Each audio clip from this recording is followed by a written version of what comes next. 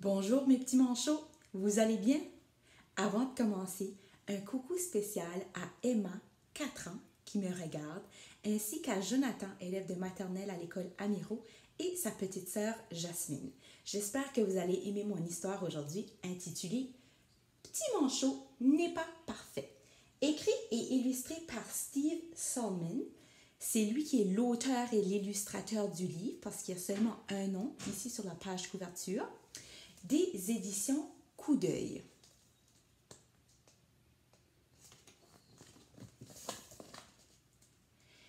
Il était une fois un groupe de manchots tout aussi irréprochables les uns que les autres qui vivaient sur une île enneigée et venteuse située au milieu de l'océan. Ils étaient tous très courtois, sérieux et sages. Tous à l'exception de Pompon qui était, disons, loin d'être parfait. Est-ce que tu as deviné qui était Pompon? Tu as utilisé la stratégie image. Hein? On voit bien que tous les manchots sont enlignés sagement, sauf Pompon qui a la tête à l'envers. Les autres manchots mangeaient sagement leur repas, tandis que Pompon s'amusait toujours avec sa nourriture. « Mange comme il faut, Pompon », ronchonne le plus grand manchot. Les autres manchots se dandinaient de façon sérieuse, tandis que Pompon aimait glisser sur le ventre. « Attention, Pompon », le gronda le plus vieux manchot. Les autres manchots nageaient calmement dans l'océan pour attraper des poissons, tandis que Pompon aimait sauter et s'amuser dans l'eau. Lorsqu'il effectuait un plongeon, il éclaboussait toujours les autres. Plouf! « Prends garde, Pompon, lui dit le plus petit manchot, tu n'es qu'un grand coquin. »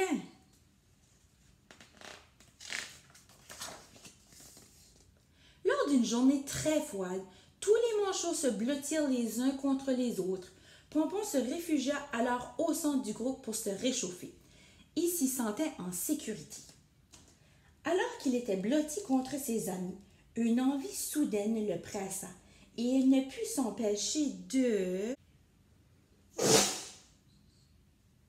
Prout! Pouah! Franchement, Pompon, s'exclamèrent les manchots. Va-t'en, tu sens mauvais! Ils rejetèrent aussitôt Pompon du groupe. Pompon s'éloigna d'un air triste. Mes amis ne croient que je suis qu'un coquin et que je sens mauvais. Je ne serai jamais aussi parfait qu'eux. La neige se mit alors à tomber et le vent souffla de plus en plus fort. J'ai froid lorsque je suis seul, dit Pompon en tremblant. Pompon utilisa de la glace et de la neige pour se fabriquer un ami, mais le manchot enneigé n'arrivait pas à le réchauffer. Bien non, de la neige, ça ne peut pas nous réchauffer, hein? Pendant ce temps, les autres manchots partageaient sagement un repas. « Ah, c'est silencieux !» s'exclama le plus vieux manchot. Ils nagèrent ensuite dans le calme. « C'est plutôt ennuyant !» fit remarquer le plus grand manchot. Puis, ils se déhanchèrent à la queue leu-leu. « C'est ennuyeux !» souligna le manchot le plus duveteux.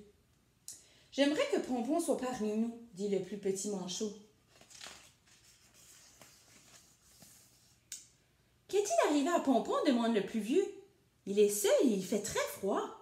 Les autres manchots commencèrent à s'inquiéter. Ils partirent à la recherche de Pompon dans la neige tourbillonnante. « Pompon, où es-tu? Pompon, Pompon! » Il aperçut alors 2 manchots enneigés dans une grotte glacée. L'un d'eux avait perdu son nez, tandis que l'autre leur était familier. C'était Pompon. Tous les manchots se rassemblèrent et se blottirent contre lui pour le réchauffer. Peu à peu, la neige se mit à fondre. Plouc, plouc, plouc. Lorsque les petites ailes de Pompon se libèrent de leur couche de glace, il s'étira, puis...